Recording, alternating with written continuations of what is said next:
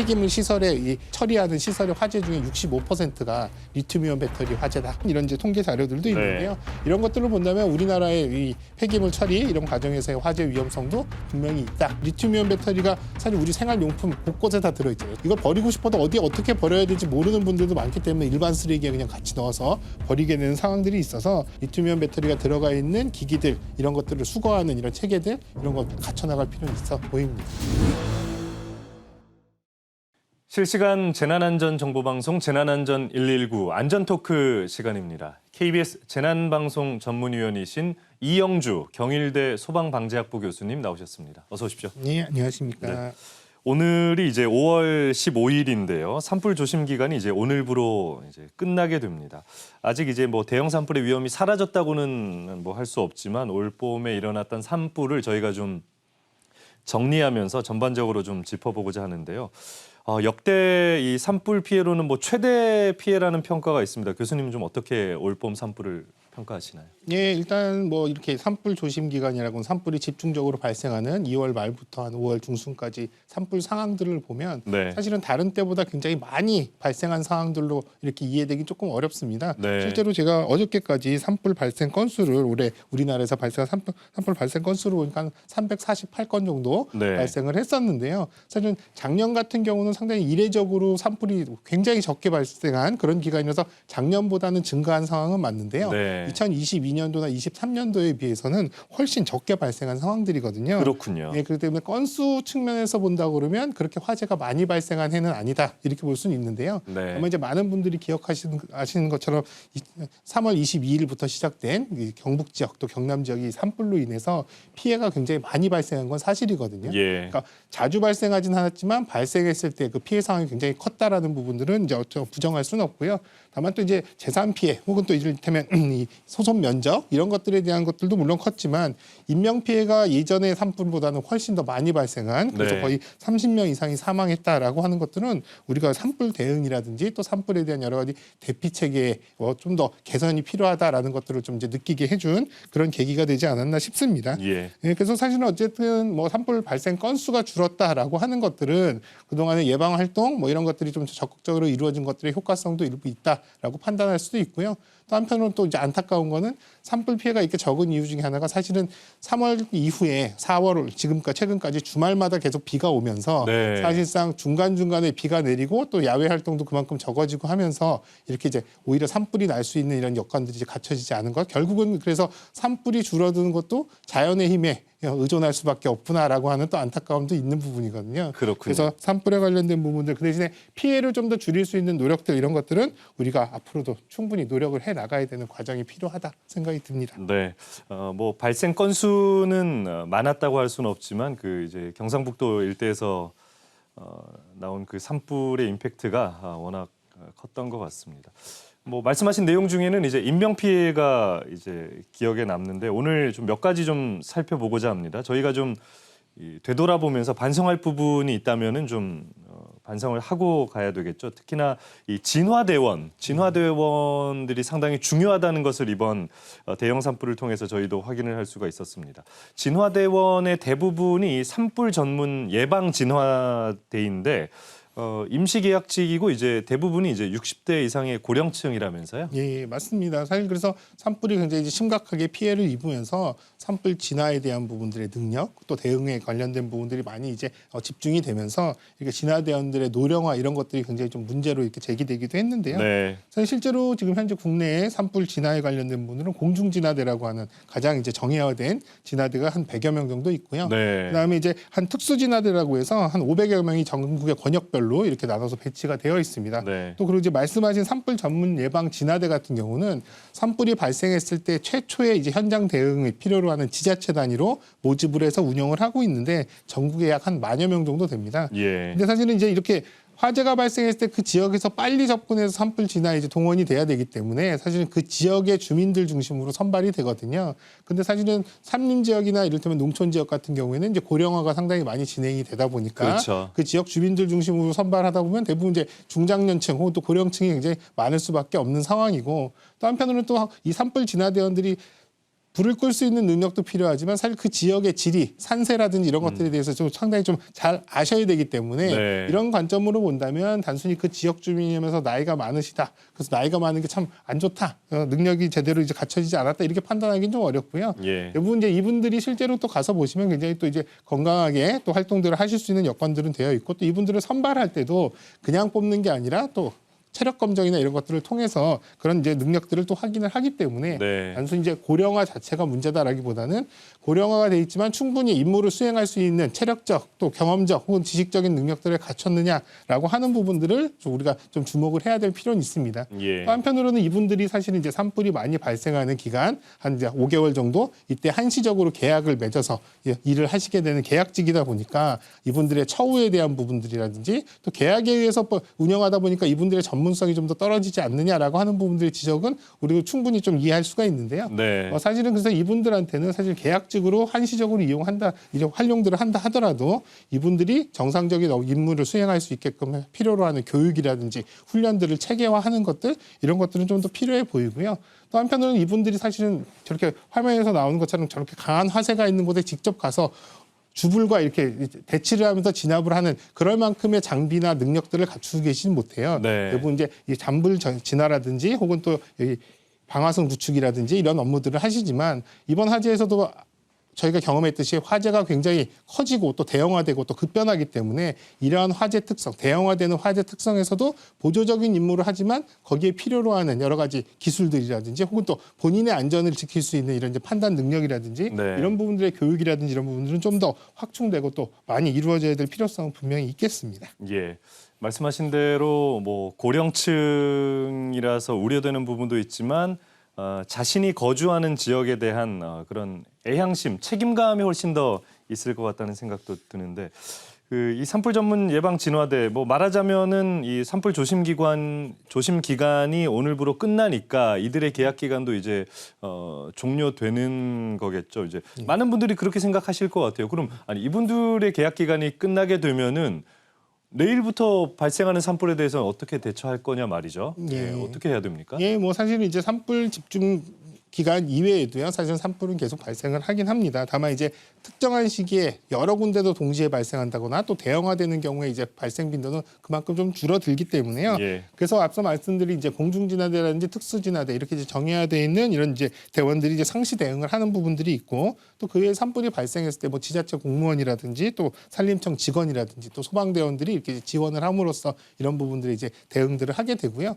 또 한편으로는 사실 이제 산불 전문 진화대를 하시는 분들은 사실 그 지역에 오랫동안 거주하시던 분들이기 때문에 그 지역에 계속 계시는 경우가 대부분이거든요. 네. 그래도 이분들이 그 지역에서 의용소방대라든지 혹은 또 이를테면 자율방범대라든지 이런 것들이 또 소속돼서 활동하시는 경우도 많이 있어요. 그래서 의용소방대나 자율방범대처럼 이렇게 재난 상황 시에 도와주실 수 있는 이런 분들을 적극적으로 활용해서 산불 진화에 임하고 있다 이렇게 보시면 될 것 같습니다. 그렇군요. 네.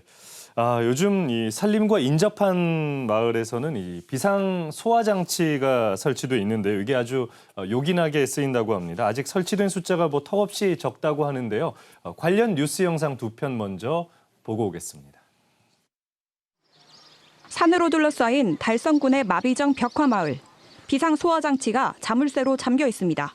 비밀 번호를 아는 사람은 마을 이장 등 단 4명. 자물쇠를 푼다 해도 사용법을 아는 사람은 없습니다. 사용해 본 적은 없어요. 저를 비롯해가지고 한 4분 정도. 여기는 뭐 전부 노인분들이 많이 계시니까.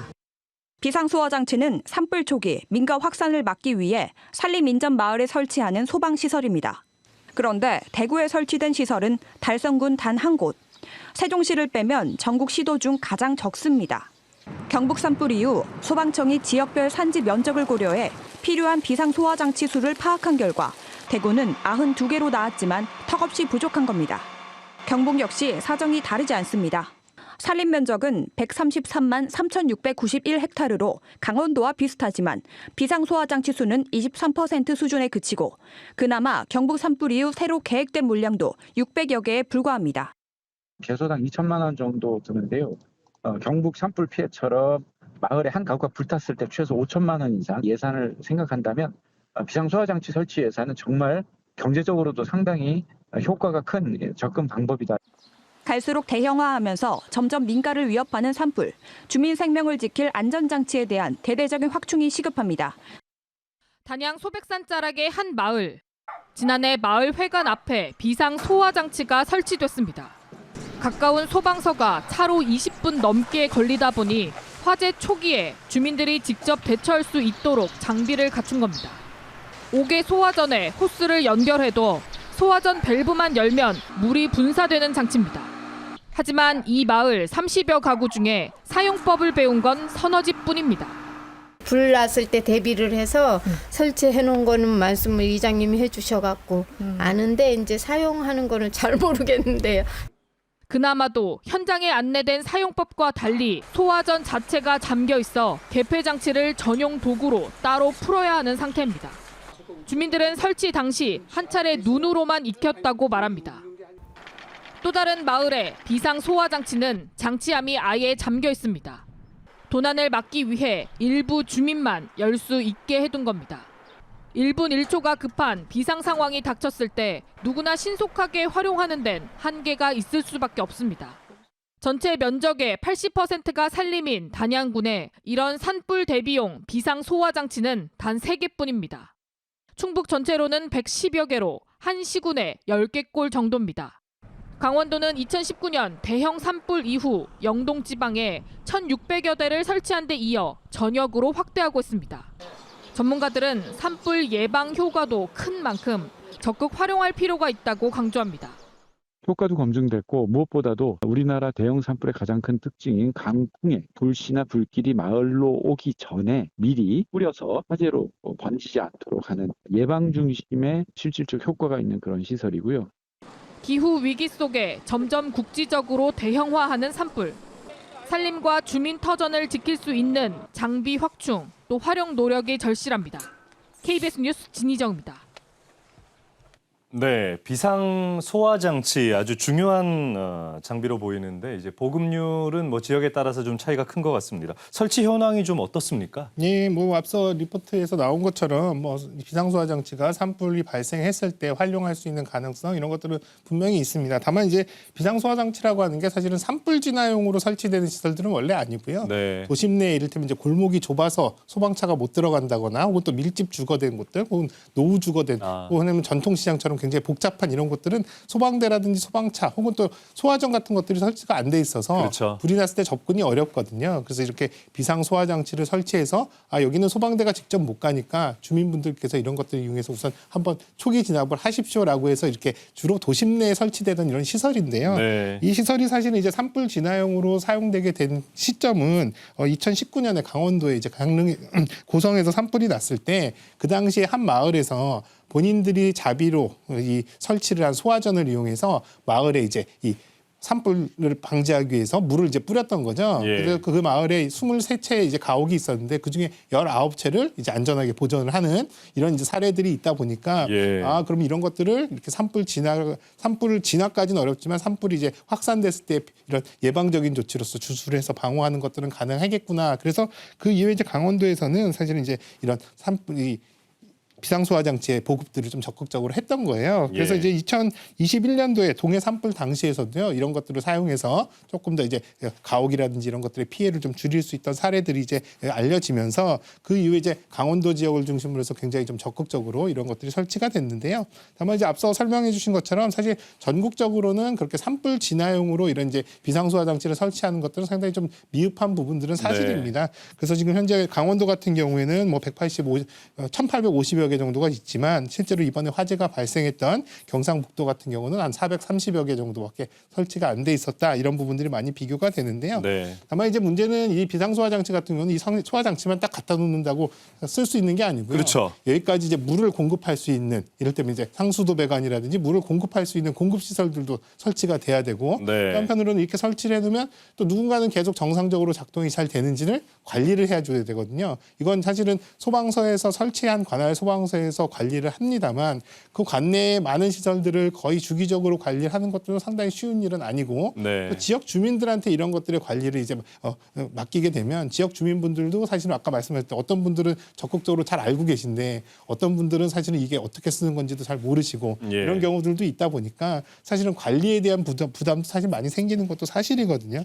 그래서 이번에는 뭐 이런 산불을 계기로 적극적으로 이런 부분들을 확대해서 좀 더 설치를 하겠다라는 이제 정책이 수립이 됐다면 이런 여러 가지 제반의 문제들을 해결할 수 있는 방법들 또 제대로 운영 관리가 되면서 사실 사용할 수 있는 방법들 이런 것들도 같이 모색이 돼야 되는 상황이다 이렇게 보겠습니다. 예, 저는 뭐 교수님 말씀 듣고 이제 오늘 처음 알았네요. 이게 원래는 이제 도심 지역에 뭐 좁고 소방차가 접근하기 어려운 지역에 이제 활용이 되던 거였는데 이제 활용 범위가 넓어졌다는 그런 이제 말씀이시고 지난 1일에 이제 국회 본회의를 통과한 추경 예산에 이 비상소화장치 확충을 위한 예산 50억 정도가 확보가 돼 있다고 이제 저희가 들었습니다. 그러면은 몇 개 정도가 더 설치가 될 수 있는 건가요? 예, 지금 현재 실제로 이제 그 추경 예산으로는요 소방에서 한 78억 정도로 예산을 배정을 받았는데요. 네네. 그게 이제 이 비상소화장치뿐만 아니라 소방에 관련된 산불에 관련된 대책에 필요로 한 예산을 한 78억 정도 받은 상황이고 그중에서 50억 정도가 이 비상소화장치 설치 보급에 관련된 이런 예산이라고 보시면 되겠습니다. 예. 그래서 지금 현재는 한 1,199개소 그러니까 약 한 1,200여 개소 정도 이제 추가 설치를 할 수 있는 그런 상황으로 보이고요. 그래서 지역적으로도 조금 더 이런 부분들의 구체적으로 그 수요를 지금 조사를 했는데 지금 현재 그래서 경기도 같은 경우에 가장 넓기 때문에 여기 한 130여 개소 정도 설치를 예. 하는 것으로 돼 있고요. 그다음에 최근에 산불이 또 발생했었던 대구 지역 같은 네. 경우에 한 60여 개소 정도 추가로 설치가 되는 그런 상황이라서요. 전국적으로 한 50여 개소에서 한 7, 80여 개소 정도를 계속 설치를 하겠다라고 이제 하고 있습니다. 다만 이제 예. 여기서도 또 하나 중요한 것들은 비상소화장치를 예비적으로 써서 물을 주수를 해서 가옥도를 보호하고 피해를 좀 더 줄일 수 있는 것들은 맞지만 또 한편으로는 이런 부분들을 비상소화장치가 설치됨으로써 잘못된 부분들은 뭐냐면 우리가 산불 같은 경우 굉장히 빠르게 확산되고 위험할 수 있으니까 빠르게 대피를 하라고 대부분 지금 이제 대피 체계를 바꾸고 있는데 네. 자칫 이제 이 소화장치가 있으니까 이걸로 최대한 불을 꺼보겠다라고 해서 대피할 수 있는 시점을 또 이제 오히려 늦게 대피하셔서 오히려 위험할 수도 있기 때문에요. 이런 것들을 언제 사용해야 되는지 또 선제적으로 사용하고 언제 대피해야 되는지 이런 것들도 좀 잘 같이 교육을 시켜야 될 필요성도 있다 봅니다. 예, 앞서 저희가 이제 뉴스 영상에서도 확인할 수가 있었는데요. 이 비상소화장치가 설치가 됐지만 마을 주민 가운데 한 서너 가구 외에는 이 교육받은 적이 없었고 그리고 이 설치가 되는 날 구두로만 한번 설명을 들었을 뿐이다라고 이제 인터뷰한 그 주민의 모습을 우리가 볼 수가 있었습니다.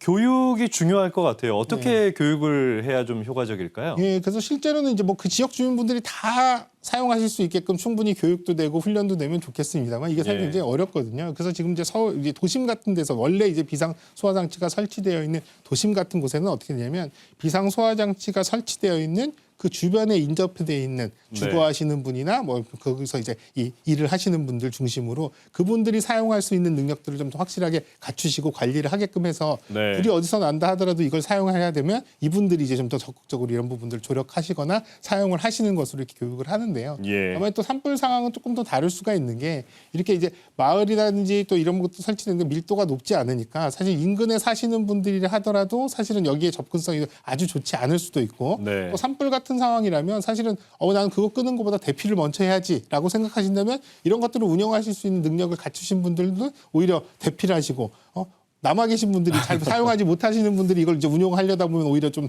더뎌지는 상황들이 되기 때문에 네. 오히려 이제 산불 방지용으로 활용한다면 지역 주민들한테 전체적으로 좀 더 사용할 수 있는 부분도 어디에 위치되어 있고 어떤 아까 말씀드린 대로 어떤 상황에선 사용해야 되고 어떤 때는 사용하지 말고 빨리 대피를 하셔야 되는지 이런 것들을 조금 더 체계적으로 교육을 시켜야 되는데요. 그래서 지금은 뭐 마을 단위 혹은 지역 단위에서 이런 교육 또 제일 중요한 건 뭐 이장이라든지 뭐 면장이라든지 이런 분들 지역 단위에 뭔가 이제 이 중심이 되시는 분들 중심으로 해서 네. 이런 부분들 좀 설명드리는 것들도 필요하고요. 또 한편으로는 이런 것들이 어렵다면 이제 유인물이라든지 이런 것들을 가지고 본인 자가에서라도 조금 더 평상시에 확인하실 수 있게끔 하는 것들.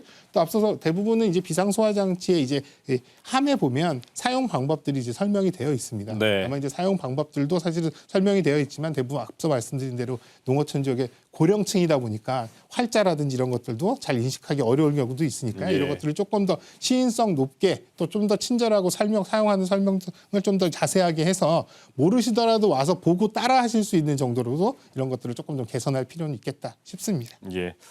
자, 오늘 이영주 교수님과 이 소방 장치들, 안전 장치들, 그 비상소화 장치를 포함해서 이제 진화 대원에 대한 이야기를 지금 해봤는데요. 화제를 한번 바꿔보겠습니다. 이번에 이제 배터리 화재 얘기를 좀 해보고 싶은데 전기차 화재가 요즘 종종 일어나고 있고요. 그리고 비행 기내 화재도 이제 발생하는 거를 저희가 가끔 볼 수가 있습니다.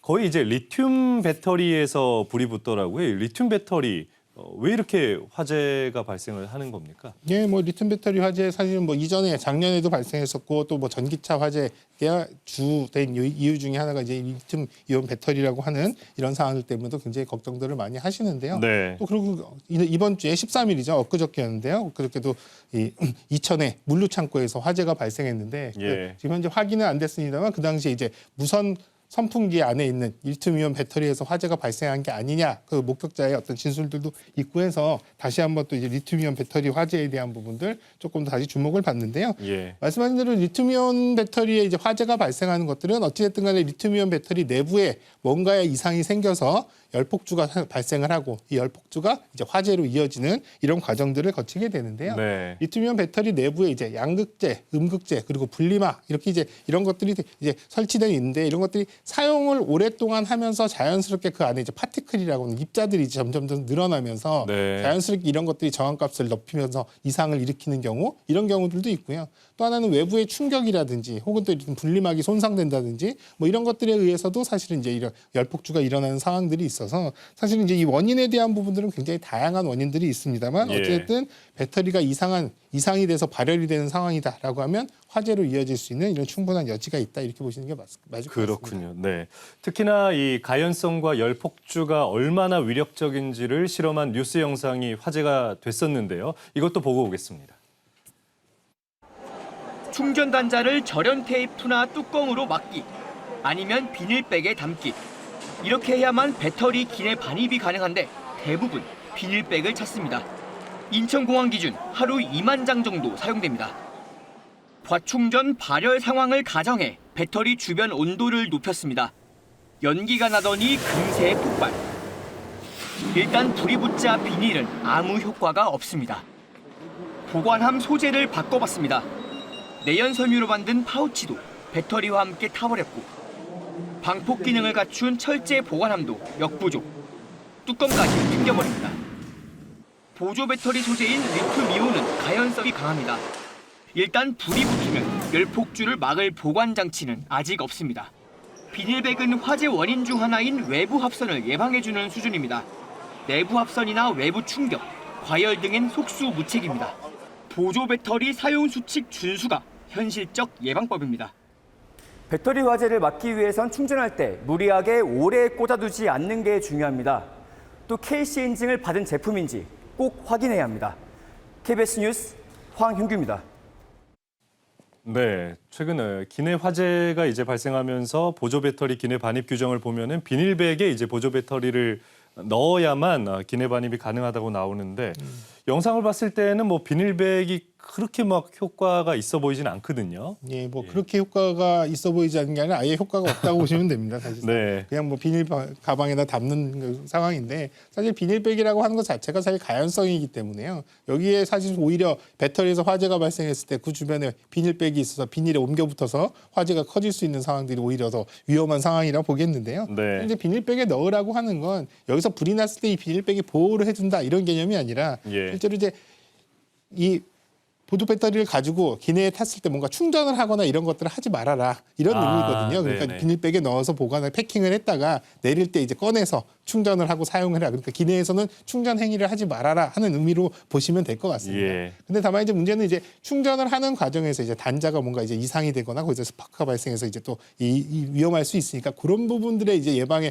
초점이 있는 게 아닌가 이렇게 이제 이해를 하면 되지만 사실 굳이 비닐백에 넣지 않더라도요. 사실은 뭐 이런 것들은 충분히 뭐 기내에 이 탑승객들한테 비행기 탑승 시에 운행 과정에서는 충전을 하지 말아달라든지 안내라든지 뭐 이런 것들로도 충분히 할 수 있거든요. 또 네. 한편으로는 비닐백에 넣었다 하더라도 내가 굳이 그걸 꺼내겠다고 한들 누가 제지를 하거나 또 이런 것들을 처벌하거나 또 이런 것들을 제지하는 상황들이 아니기 때문에 예. 저희는 어떻게 보면 조금 더 비행기를 타시는 분들의 개인의 어떤 여러 가지 이제 안전에 관련된 규정들을 준수하는 이런 정도 수준으로도 충분히 가능하지 않을까 싶습니다. 네. 그렇군요. 일본에서는 쓰레기 처리 시설에서 발생하는 리튬이온 배터리 화재가 한 해 8,000건이라고 합니다. KBS 도쿄 특파원이 보도한 영상 한번 보시겠습니다. 일본 도쿄의 한 쓰레기 처리 시설입니다. 직원들이 쓰레기를 일일이 뒤져가며 리튬 이온 배터리가 있는지 확인합니다.煙が出てますね. 배터리를 그대로 두면 쓰레기 처리 과정에서 내부 손상이나 외부 충격에 의해 불이 날 수 있습니다. 지난해 12월 치바현의 쓰레기 처리 시설에서 일어난 화재, 같은 달 이바라키현의 화재, 모두 리튬이온 배터리에서 불이 시작된 걸로 추정됐습니다. 일본 정부는 쓰레기 처리 과정에서 리튬이온 배터리 때문에 일어난 화재가 2023년 한 해에만 8,500건이 넘는 것으로 추산합니다. 배터리 사용이 늘어난 만큼 화재 건수도 증가 추세입니다. 한 번 불이 나서 번지면 시설 복구에도 시간이 걸려 일대 쓰레기 처리가 마비됩니다. 이곳은 최근 화재가 일어난 한 쓰레기 처리 시설로 처리하지 못한 쓰레기가 야적장에 가득 쌓여 있습니다.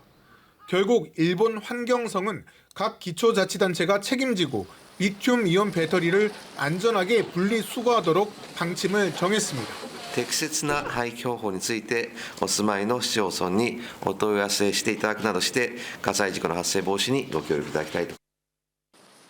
리튬 이온 배터리는 일반 쓰레기에 섞어서 버리지 않고 100% 방전시킨 뒤 단자에 절연 테이프를 붙여서 폐기하는 게 화재를 막는 방법입니다.